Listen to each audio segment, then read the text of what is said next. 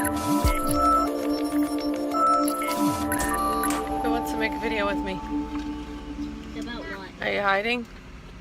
I want to know. People want to know if you guys are picky eaters. Not me. You a picky eater?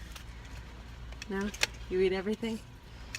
What about you back there? Nobody eats everything. Picky eater? No. No? You like everything? Mm-hmm. Especially I don't like to.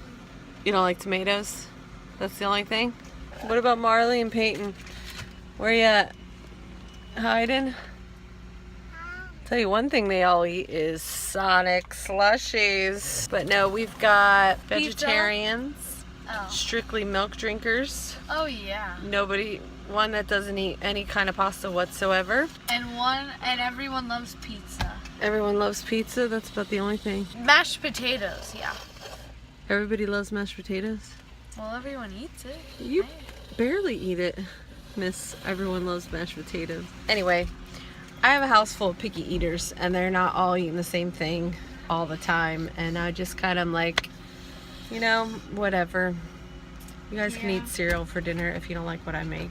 You never say that. That is so wrong.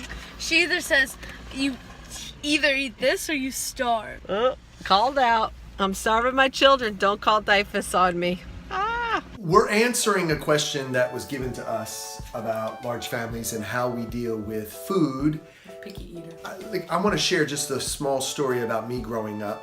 When I grew up, I wasn't allowed to leave the table until everything that my mom cooked was eaten. There was many times where I would be there at 8 o'clock, 8:30, waiting to eat my beets, lima beans, or my string beans, and everybody else would be in the other room watching TV, but I would still be in there with the lights off because I didn't want to eat it. I still hate and despise beets, lima beans, string beans. Peas.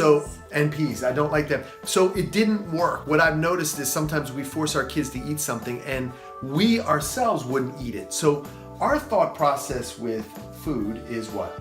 You have to try something new. You have to try it. But if I know that you ultimately don't like it, I'm not going to make you eat something that you truly don't like. Now, we do have kids that try to pull the I don't like this when I know you like pizza, you just don't feel like eating pizza right now. Yes. That's not going to fly. You're going to eat the pizza We'll break you if down. you made the pizza. We'll figure you out. Yeah. One of the things that really finds with large family, it's almost impossible to find something that all of us can agree on to eat. That's impossible. So what we do, and my wife really does a great job of, is cook a good meal. We spend time together eating at least a couple times a week around the table, and we have dialogue. So it isn't so much the food that we're eating, it's the time we're spending that's important. I think sometimes we spend more time thinking about the kind of food that we want our kids to eat, when in all actuality, it's the time spending together. But we want them to eat and do healthy things. So they can't have candy for dinner. That'd be good though. But it's our time to get the kids together, find out what they did for the day, Right. catch up. Right. So, and the kids really enjoy that part. Right. So we cherish that part more than what we're eating part. So in reality, we don't stress about food like some families do.